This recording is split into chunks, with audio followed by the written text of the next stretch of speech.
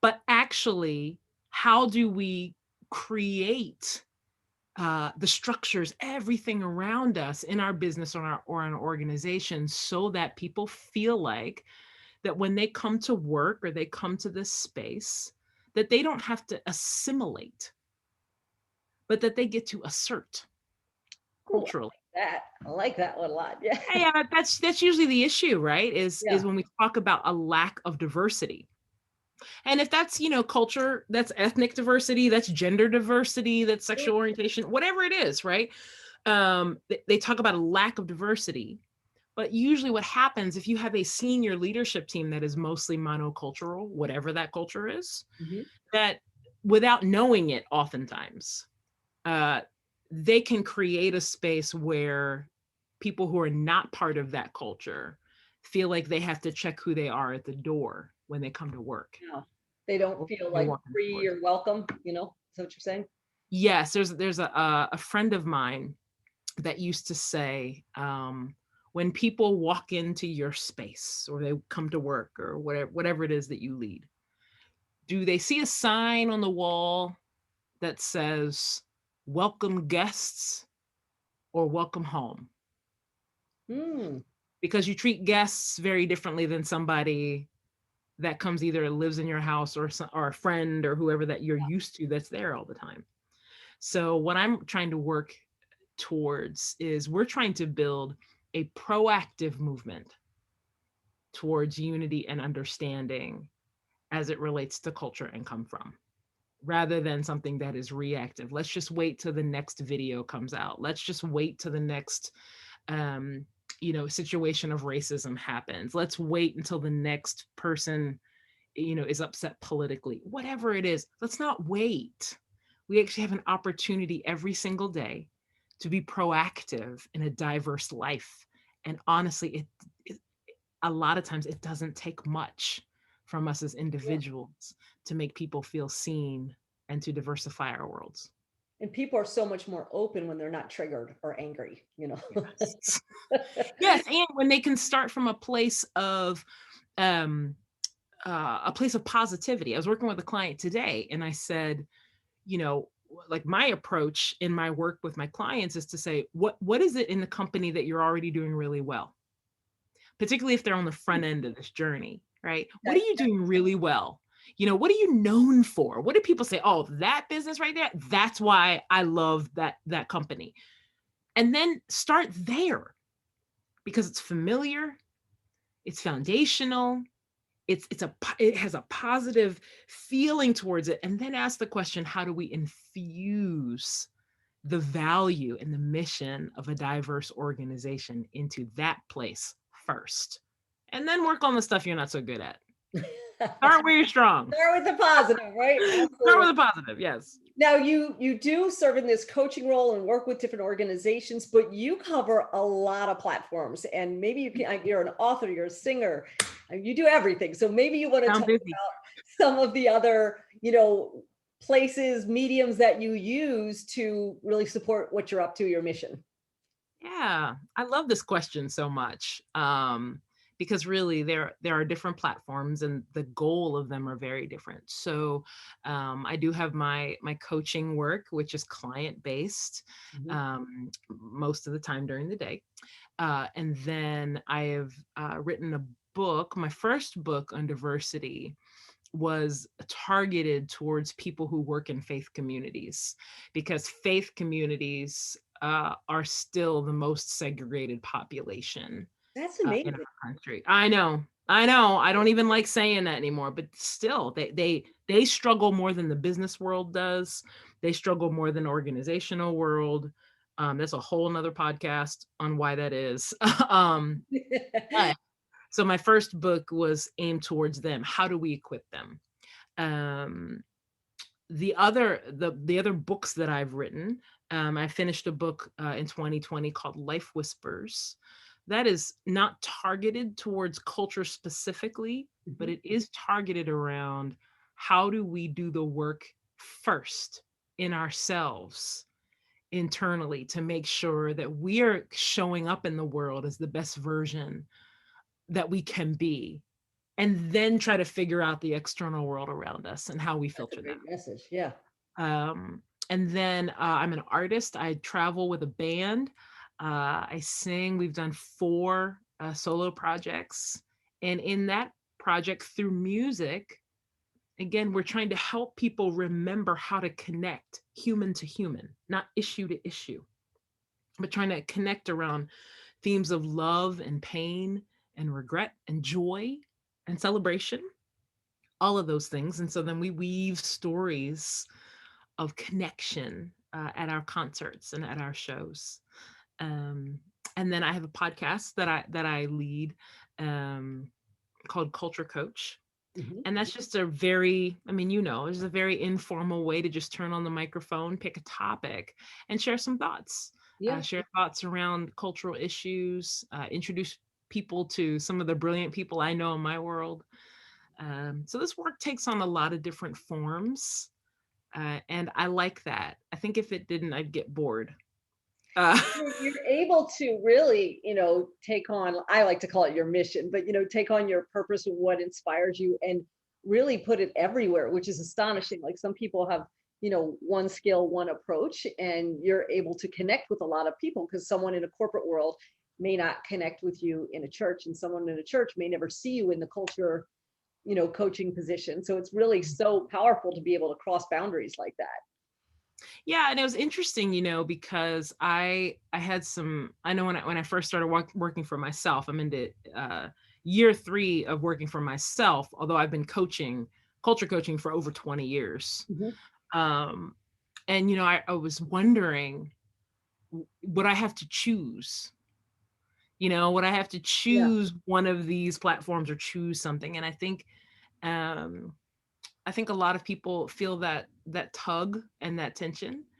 And I think it really was maybe last year sometime. I just said, I don't want to choose. I want to. This just came to me. I don't want to choose. I want to use. I want to use every platform I have in as many different ways as I can to get the message across of more understanding, Mm, or using conversation, love, mm. um, and music. I mean, every medium that we have. And so I'm thankful that I've been able to find a way to to use as many gifts as possible that I have Yeah. in many different ways. And I think that the Lord blessed you with a lot of things because you're the person who will go use it to impact people Mm, in such a beautiful way, honestly. mm. And Well, it's thank pretty you. amazing. Now you have a website too. If people want to learn more about your book, your podcast, your singing, you want to give out your site, of course. Yeah, yeah. If you want to connect with me or find out what I'm doing, you can check out info. You can check out nikkilerner.com, NIKKILERNER.com. Mhm. And there you can find everything I'm doing, every link to every profile and song and book and everything. It's right there at the website. So you can check that out.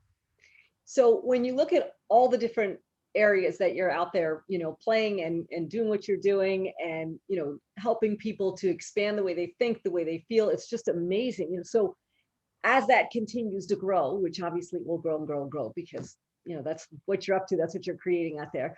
What do you what do you dream of? Like, let's say in 5 years or 10 years, if you could go, okay, I'm looking back now at what I did over the last 5 or 10 years, and this is what happened. Like, what is your dream result or results, I should say, that you would love to see occur out there? Yeah, it's such a great question. I would, the things I dream about is having or being part of the movement, again, towards proactivity in culture work, but also to have a team or even a network, a large growing network of leaders in every sector who have decided that they will become leaders of diverse people and that they will build the skill to learn how to lead cross culturally and not just to their own people.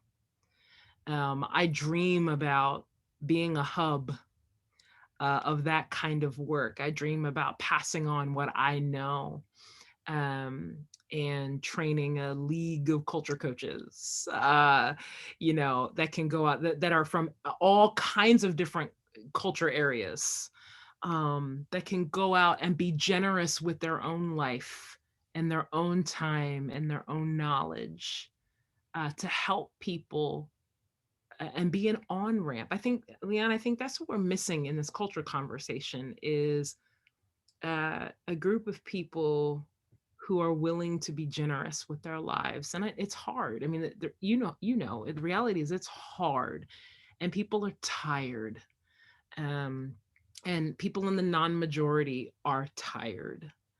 Uh, but, you know, a group of people that always know how to find the source of strength and fullness and creativity, to generously guide one more person Mm. each day as they are learning and as they are on ramping. I heard a quote that somebody said, this was just maybe a couple months ago, and they said, the best teachers are those that remember what it was like to not know. Oh, I love that. Say that I again. don't I don't remember who said it, but they Whoever said, said it was, that's good stuff, you know? yeah, right? The Yeah. best teachers are those that remember what it was like to not know. Mm. And that's the kind of person I want to be when it comes to culture work. I want to remember what it was like before I knew, Such lots of things that I a know. powerful statement, you know? Well, it keeps you others focused too, even in culture work, rather than, falling or tripping it back into your own ego about Yeah, what you need, but really to look and say, there's a group of people. We're not talking about everybody. We're not talking about extremes, but we are talking about people who are just saying, I don't know what I don't know. I need somebody to help me. I don't know where to turn. sure. Um, so I want to be part of the movement of people who have said, I'm going to do this work. Well, it's incredible because, back in the day when I was doing discrimination law, there was the HR person. And the Yeah. HR person is who you went to when Uh-huh. everything was a hot mess, you know? So Mhm. something's really wrong, whether it's discrimination, sex harassment, blah, blah, blah. It Right. goes to HR, then it goes to lawyers, and like that's the whole process. And it's such a shame because um, in addition to the damage that is done in certain situations, the lack of opportunity and the Mhm. lack of learning and the lack of enjoying other perspectives and other cultures and other all of that, it's such a lost thing. I mean, I think to myself, wow, if everybody had a Nikki at their company, HR would have nothing to do, first of all. Well, what's interesting is I get to serve the HR people Yeah, too. Because you're always like, I bet you how do they do. know? Who serves them? You know, Yeah. yeah. So I get to do that. I get to come in and walk with an organization. I just started walking with, a new organization this week, actually, for Mm. about 18 months, on a journey towards, a multicultural organization. And they are mostly monocultural, mostly white American.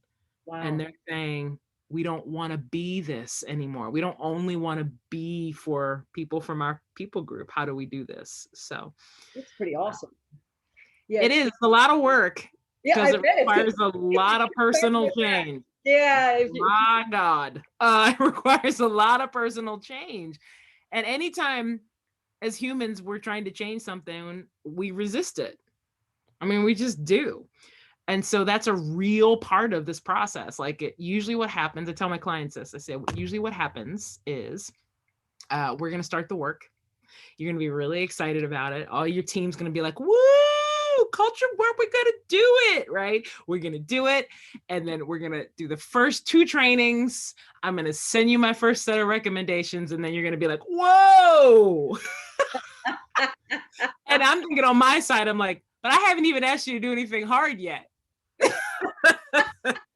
those were the baby steps, right? Yeah, that's what baby. I'm like, just go say hi to somebody down the hallway. That's all I ask you to do, you know?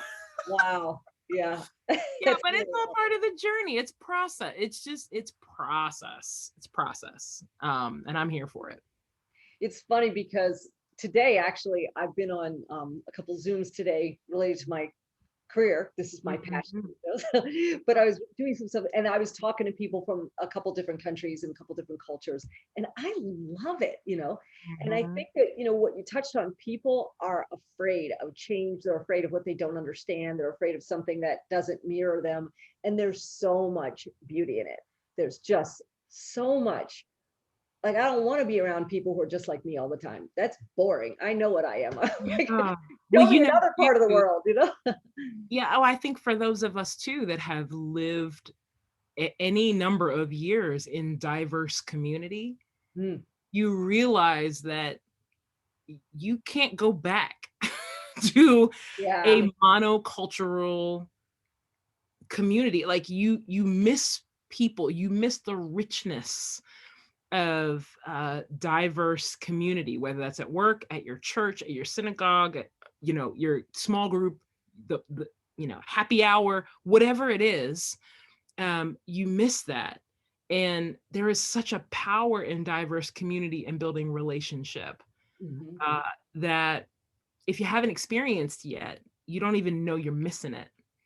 Yes. And I think the scary part for a lot of people, particularly if they've lived in monocultural worlds, is when they jump into the work of diversity. Usually, the place they start first is to think about all the things that they could potentially lose. Mm, What about my culture? What about my preferences? What about, can I still make jokes around the office? Are we, is somebody going to cancel me? Is somebody, that kind of stuff, rather than starting from a place of enrichment, uh, where you start with, oh my gosh, look at all there is to learn yeah. about people. Just because you learn and gain more information about people that are different than you doesn't mean that that somehow diminishes who you are. It actually brings that even more to life. You end up not losing anything really, Mm, but you gain more perspective, more richness. If you're in business, you gain better ideas, better policies, better yeah. processes, all of that.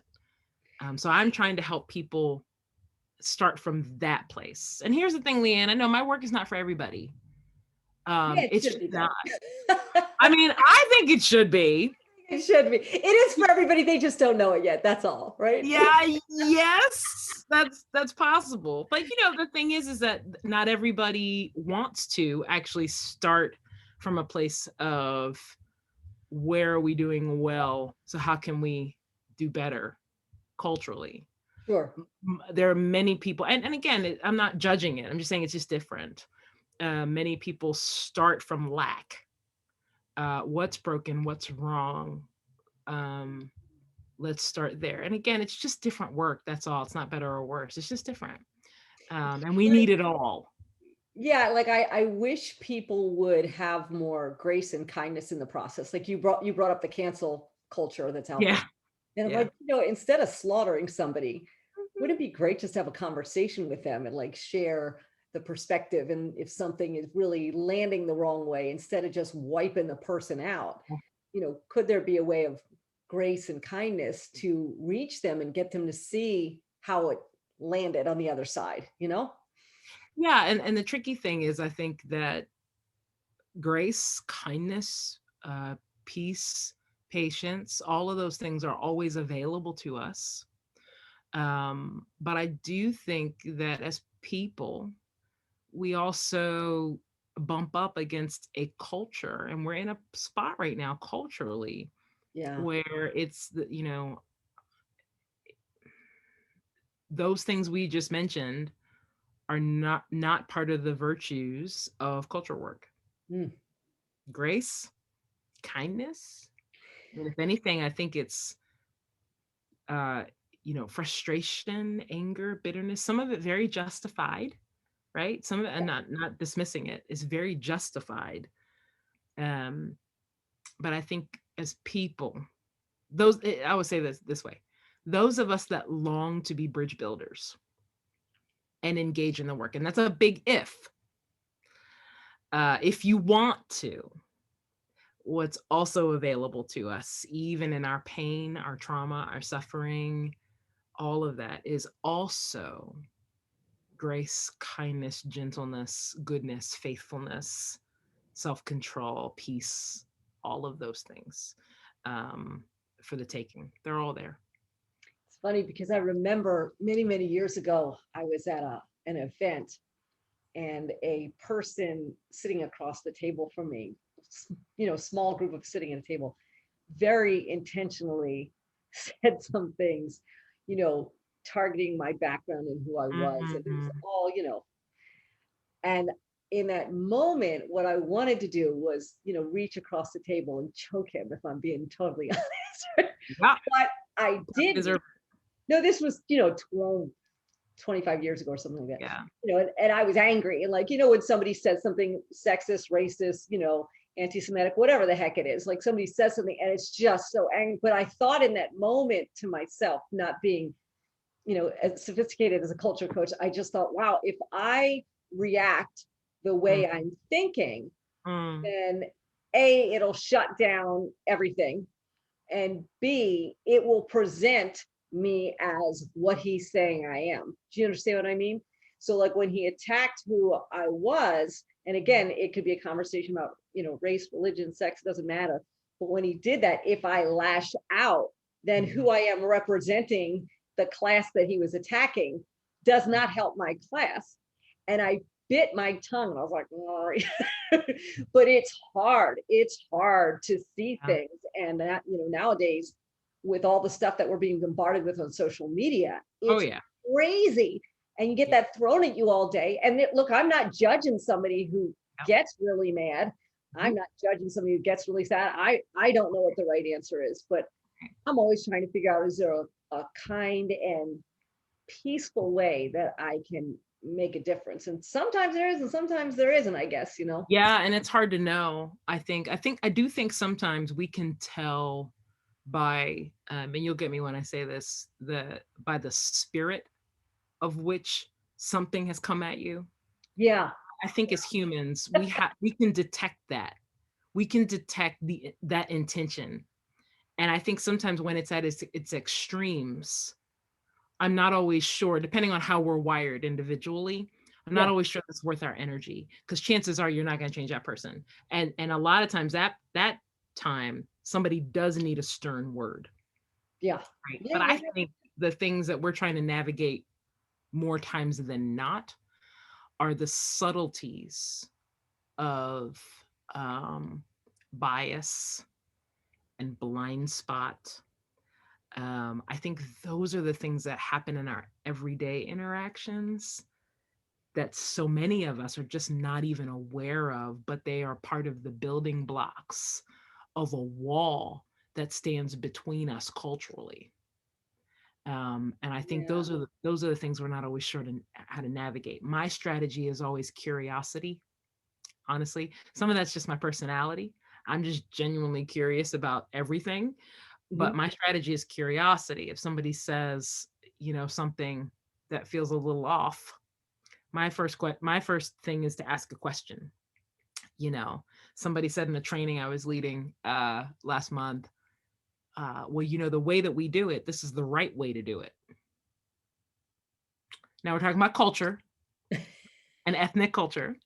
And what I realized in that moment is that person has no idea what they're saying. They're part of the Yes. majority culture, right? And if you're part of any majority culture, you don't even realize that a way is not the way. Okay.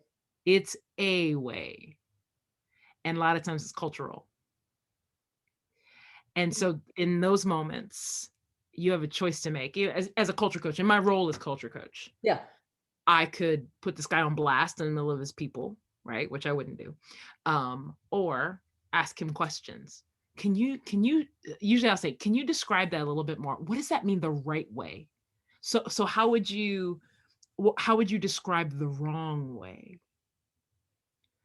Because it'll tell you a lot. I mean, people will give you a lot of information, Yeah. right? I Yep. mean, if you just say, well, that's not right, you shouldn't say that, cancel. You don't get the information. I'm like, I want the information of like, I love that. why do Right, you right, right. think that way? So do you navigate differently? Because it's really interesting what you said, like in the story I was telling you, it was really clear. The person was like, boom, Mm, trying to get, mhm, and sometimes people are very, intentionally awful, like towards other cultures, genders, mhm. blah, blah, blah, blah. And sometimes people are just blind as can be. And they're like, Oh, and totally. they say something and they have no idea that somebody's hair just stood on end. So, as a culture coach, Yeah. do you navigate around those differently? Like if someone's clearly on attack Yeah. or just clueless? Yeah. And I think it depends on the relationship. It depends on so much. Depends Yeah. on the relationship. It depends on the environment. It depends on what my role is in the moment. A lot of times if I'm doing a training and I'm in my role as coach and somebody says something off the wall, which I mean, quite frankly, doesn't happen a whole lot, only because I set the ground rules ahead of time. And I Sure. tell people before we get into a conversation, look, we're here for learning and education. I will not let you bully anyone, and I won't allow you to be bullied. We're Mm, here to learn and to grow. If you feel offended, here's what to do with it. And you're going to feel offended. Somebody's going to say something that you're not going to agree with, and it's not going to align with your personal lived experience, and you're going to feel offended. It's okay. Here's what you do with it in the well, that's moment so that you can fabulous. still stay present and listen to the information that is being shared, because the bigger goal is, how do we exist in this company together, or in this church Mm, environment together, or in our whatever it is. So I think it really depends on uh, my role in the moment. Obviously, if somebody says something way off color, and there are times I feel like I need to address it, no matter yeah. what the relationship is, like, you know, we're not going to talk about that, or that's inappropriate. I will do that. You're way My, out in left field. yeah, I mean, my personality, it takes me a lot sometimes to do that. Um, but there are moments that needs to happen. Yes. More times than not, I actually think that we would do well with an arsenal of questions uh, that we have with us at all times, to be able to get deeper in, Mm, under the surface, particularly when we're offended. Usually, I will give you this in one of my workshops. One of the tools I give my group is, if somebody says something, let's say somebody says something politically that you don't agree with, mhm. um, and you feel offended. Well, instead of shutting down or leaving the room or calling somebody out, ask the question, can you tell me more? It'll change your world, because as soon as you're offended, you're thinking about yourself. As soon as you say, can you tell me more? You're thinking about the person, and you have just rehumanized them again. That's And remember that they're a person, not an issue. mm, But Leanne, that's only if you want to. yeah. It's funny. One of the reasons I started this group is many years ago when I shifted from, practicing law, and then I went into the entrepreneurial world. There were no women. And Mm, um, I put up with a lot of nonsense mm. back in the 90s, particularly. I mean, try to be Wow. politically correct now, but like in the 90s, not so much. And I put up with so much crazy stuff. And I remember starving to like be around other women who were on a journey like I was. And so, when COVID happened, I started looking around. I'm like, wow, I know all these incredible women. What if we could all connect? Because how amazing, like I'm learning from you today. And I know the other people who are either watching live or people watching the next 24 hours when they get home from work will learn so much. And if we can all come together, like you said, and see other perspectives, it's amazing. So I know I normally try to keep this to half an hour, but you're like way too fun to talk to. And I have to say, there's one thing I really want to do. So uh, I, I I saw you sing. That was my first exposure to you. And as a matter of fact, I went into a multicultural a non-denominational church one day, many moons ago. And I had read about it, and it said that you could go there if you were raised, Catholic, Jewish, if you were in your Sunday best, or you had a nose ring and a Right. mohawk. And like, it was a place where everybody was welcome. And it was really different because, like you said, most places you go in and everybody looks like you and believes what you believe and came from the same belief, and everybody grew up in the same concepts. And I Mhm. walked in that place and I was totally blown away. And I mean, I saw a place where they even had interpreters for people who are deaf. And I was like, this is the coolest thing. I'd never seen anything like it. And then you, my dear, came out on stage and sang. And look, I have to tell you that, when my son asked me when he was young about God, I said, sometimes there are just things that cross your path that make you know the Lord's there. And it Mm. could be something somebody does, or it could be a million different ways that And I said Right. to him, and sometimes you'll see an inexplicable talent or something in nature or a kindness that somebody does. And you just know. And Nikki, honestly, when you sang, I felt the presence of God just Mm. shooting through you. And it's just like, a lot of people can sing, but Mm. it's different. So before I even dare to let you get off of this thing here today, I'm going to beg you just for like a second or two. If there's Sure. something that you could, I would love for people to experience the beauty of your voice and who you are, because I just think you're amazing. So can I Well, thanks. impose on you, please? Absolutely. I think you, yeah, yeah, yeah. So we'll sing. I'll just sing a couple lines of a familiar hymn. I would How love about that? that. Thank you so All much. right, here you go.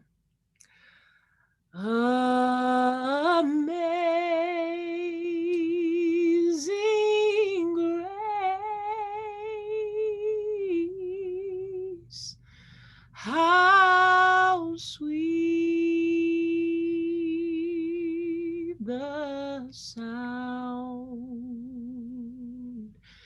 that saved a wretch like me.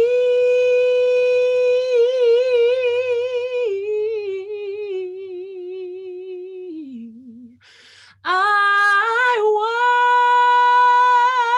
once was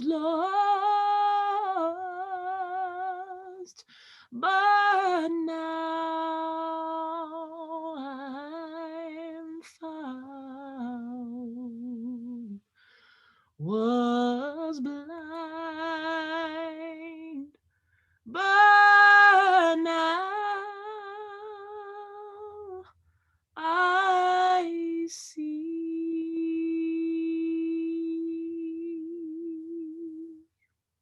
There you go. You are extraordinary. And I cannot thank you enough. You're just an Thank you, Leanne.